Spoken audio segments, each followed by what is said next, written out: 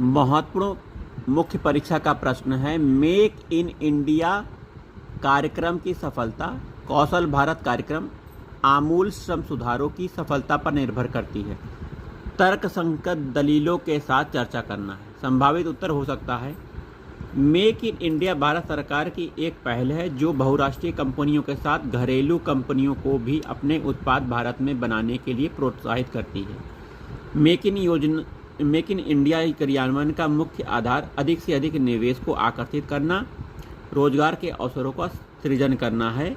यह है इस कार्यक्रम के साथ मुख्य समस्या है कि भारत की जनसंख्या का एक बड़ा हिस्सा अकुशल अनस्किल्ड है। भारत की कुल कार्यबल जनसंख्या में 5% से कम लोगों ने औपचारिक रूप से कौशल विकास प्रशिक्षण लिया है।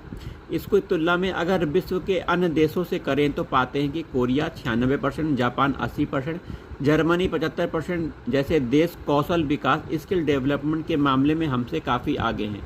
भारत में कुशल स्किल्ड कार्यबल में कमी का मुख्य कारण ITI जैसे व्यावसायिक प्रशिक्षण संस्थानों का खराब प्रदर्शन रहा है। इन संस्थानों के प्रशिक्षक स्वयं ही बेहतर रूप से प्रशिक्षित नहीं हैं।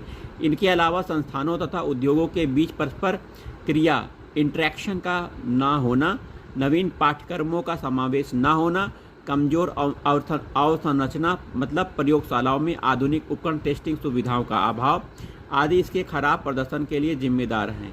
इसी पृष्ठभूमि में भारत सरकार ने राष्ट्रीय कौशल विकास कार्यक्रम प्रारंभ किया था, जिसका लक्ष्य 2022 तक लगभग 40 करोड़ लोगों को प्रशिक्षण के माध्यम से कौशल विकास करना था।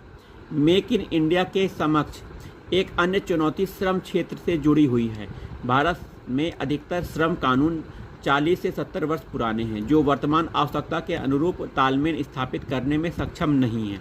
भारत में श्रम कानूनों की संख्या भी बहुत अधिक है। केंद्र स्तर पर लगभग 45, राज्य स्तर पर लगभग 100 श्रम कानून हैं, जिसके कारण इन्हें लागू करने में भी कई बार समस्या आती है। साथ ही ये कानून बहुत कठोर लचकता की कमी है। उदाहरण के रूप में यदि किसी कारखाने में 100 अथवा उससे अधिक मजदूर हैं तो नियोक्ता को छंटनी से पूर्व उपयुक्त सरकार केंद्र राज्य से अनुमति लेनी होगी। उपयुक्त पृष्ठभूमि में केंद्र सरकार ने श्रम सुधारों की दिशा में श्रम सुविधा पोर्टल, पारदर्शी श्रम निरीक्षण योजना जैसे कदम उठाए हैं, किंतु निवेशकों नियोक्ता को आकर्षित करने के लिए सरकार को कुछ मौलिक कदम उठाने होंगे। इस संदर्भ में राजस्थान का अनुसरण किया जा सकता है, जिसने श्रम कानूनों में सुधार करने में उल्लेखनीय सफलता हासिल की है। उदाहरण स्वरूप राजस्थान में 100 से या उससे